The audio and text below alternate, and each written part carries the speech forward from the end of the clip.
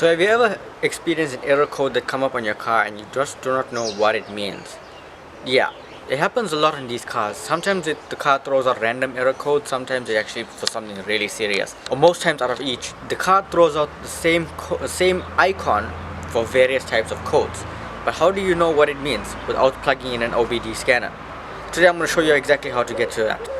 Now with each and every error code that's associated with the car, and through its modules, there will be a specific number. Now some of you may or may not know this, but if you know this, leave a comment down below as to what is the most common error that you have encountered. But there is a way that you can self-diagnose what is wrong with the car without having to plug in a scanner, or without having to take it to a mechanic or to a dealership to have it checked out. And I'm going to show you exactly how to do it right now.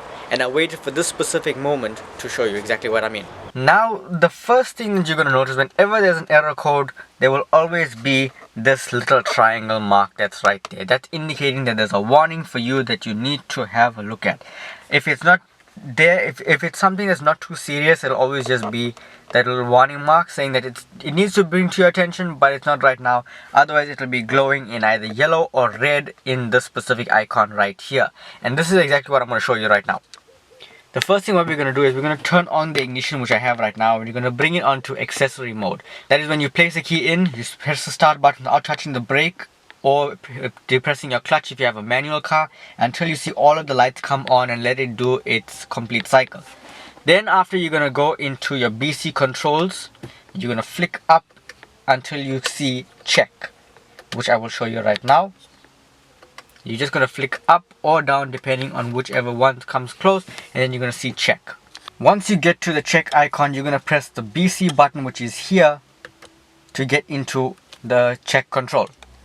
Once you are in the check control, you'll be able to see exactly all of the icons by clicking the up and down selector on the BC controller, which is your indicator stalk, to see exactly how many errors there are.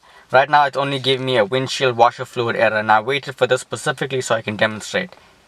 Now with that icon being displayed, I'm going to just go through it one more time and I'm going to show you exactly what I mean. You can see my thumb here. Now what that means is you're going to flick the control, you can see it says check. You're going to press the BC button, it's going to give you the error. Then you're going to press and hold the BC button. It'll come up with that CC-ID 164.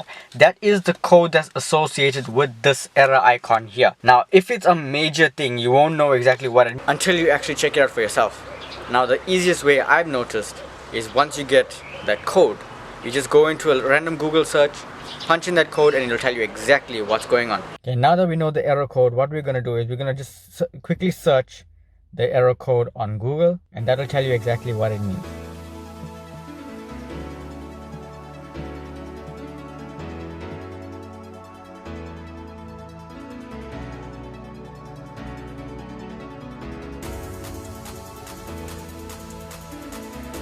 I'll leave a link to everything. I'll leave a link to this page in the video description so you can have a look and check it out for yourself. So we're going to go to 164. It says CC-ID 164 windscreen washer fluid low. That's exactly what the icon represents, and that's exactly what it means. Now there's a whole list of icons that are here and a whole list of codes that you can check. So if in event that you happen to have a problem with these, you can always look it up for yourself and you can take it up from there. So once you have that sorted out, you can either diagnose for yourself whether you need to either get it repaired on your own, call in a mechanic, or take it to your dealership, whichever you need. That will give you a basic guideline as to where the fault is. So that's it for today's video. I hope you guys enjoyed it. Thank you so much for watching. Have a great day. I'll see you guys soon. Peace.